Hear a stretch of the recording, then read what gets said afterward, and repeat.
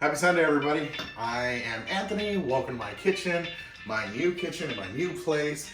It's not as big as my parents', but it's still bigger than the apartment that I had back when I first started my channel. You could check this Troy Yvel episode to see what that looked like. You could probably take a look around and guess what my favorite color is.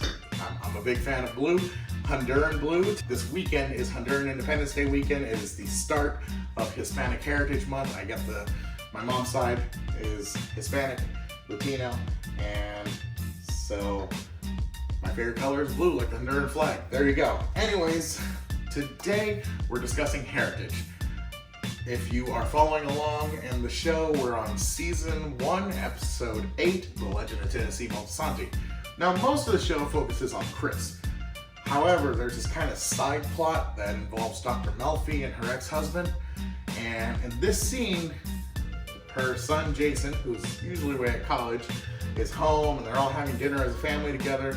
It's a very tight ex-husband and wife relationship that Dr. Melfi has with her ex.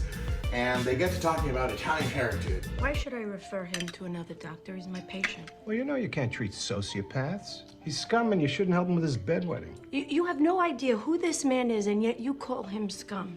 People like him are the reason Italian-Americans have such a bad image. I agree. Ask any American to describe an Italian-American in this country. Invariably is going to reference The Godfather, Goodfellas. Good movies. And the rest are going to mention pizza. Good movies to eat pizza by. Stop it, Jason.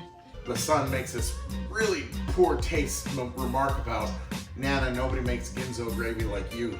And that's when everyone chooses to educate him on the fact that that's a horrible thing to say. It's a slur. Ginzo is related to Guinea, which is also a terrible thing. It's a slur. But that thing about Guinea is a two-for slur.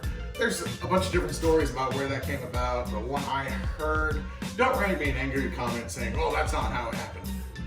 I'm not saying this is for sure, I'm just saying what I've been told, the way I understand it is, Guinea is a country on the west coast of Africa, and a term given to immigrating Italians because of the darker skin compared to other Europeans that were a lot more fair skin, like the Irish, the English, Polish, etc., etc. So essentially comparing them to Africans. Anyways, it's a bad word. I highly discourage the use of it, but we should do our best to move on as a culture, learn from history. I don't think we should delete our history, but we should definitely learn from it. Anyways, so they're having this discussion about Italian heritage, and it's really funny because I'm in all these Italian groups on Facebook, and they all talk about how Italian Americans are so different from Italian Italians. And here's one of those differences. If you happen to watch this actual Italian chef, Vincenzo, he's got a YouTube channel, Vincenzo's Plate, way more popular, way more subscribers than I have. But he just rails on people doing atrocities to Italian food. He's not just a jerk. He actually has a really good policy. Go ahead and make whatever it is you want to make, but don't call something authentic that's not authentic, okay? So we're doing garlic bread. So if you're watching the scene while Jason's having this conversation about heritage and all these things, they're having garlic bread, which, if you also watch Vincenzo's Plate, he rails on garlic bread. Garlic bread. People from around the world go to Italian restaurants and they order garlic bread for pasta, garlic bread with lasagna. What the fuck is that? That's disgusting. Italians don't eat pasta with bread. Apparently, that's an Italian-American thing to do, not an Italian-Italian thing to do. In the Italian meal, there's already pasta, so there's your carb right there.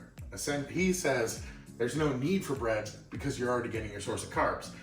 So I'm not going to show you an Italian way of doing garlic bread. I'm from Santa Maria. We do a lot of barbecue. I'm inside. I'm not using a barbecue, but I'm going to basically show you how we do it. So take your bread. Throw this away. Yes, even my knives are blue. And we're going to do the Subway cut.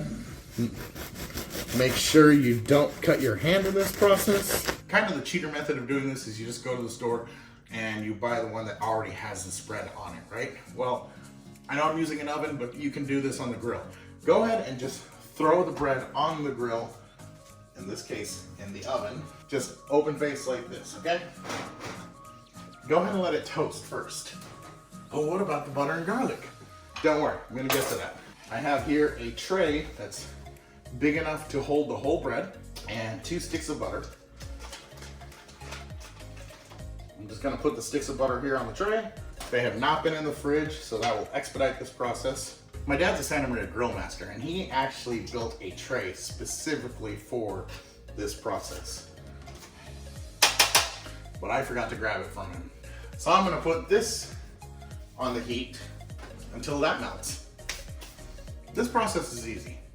This might be the easiest recipe I do on this whole show. All right, so it's been about 5 minutes, and maybe I shouldn't try to take a tray out of there barehanded. So the butter is melted. Since it's garlic bread, obviously a key ingredient is garlic, right? However, like I said, Santa Maria, I'm gonna do it Santa Maria style. So I'm gonna use Santa Maria style seasoning, which is essentially equal parts salt, garlic powder, and pepper.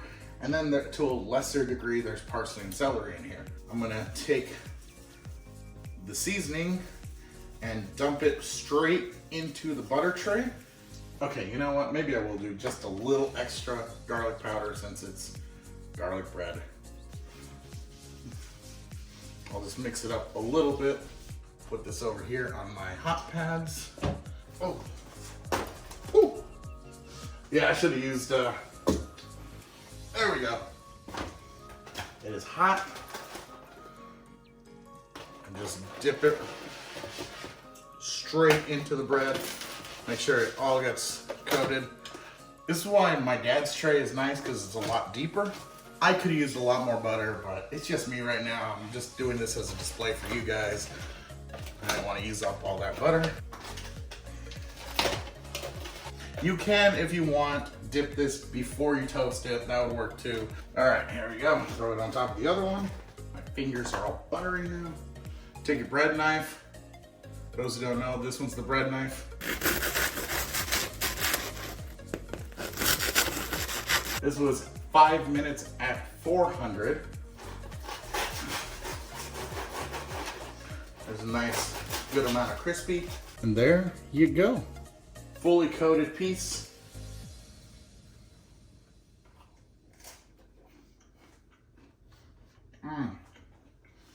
It's great because the whole outside crust is like thoroughly toasted, and the inside where the butter is just all nice and soft. And if it wasn't for the amount of carbs that this would be, I could totally eat this whole loaf. But I'm trying to avoid that many carbs, so there we go. Anyways, super simple, right? Any one of you could do this. Do not burn yourself. Use more than 2 sticks of butter. This tray worked out fine, but an extra stick would have been nice just because I had to like really push down. And I chose to toast first and then dip. You can dip first and then toast, but like I said, I'm used to doing toast and then dip. Whatever you want to do, it's your bread. Like Vincenzo says, this isn't authentic Italian bread because authentic garlic bread isn't really a thing for Italians, just Italian Americans. But if you want to do this alongside your spaghetti and meatballs, who am I to stop you, right? Enjoy life. Just don't call things that aren't authentic. We can compromise on that at least, right? I know last week I said that this week was gonna be cannoli. My bad. I got my days mixed up, but it is for sure coming up next week. So if you haven't yet, please like and subscribe. And until next week, mangia.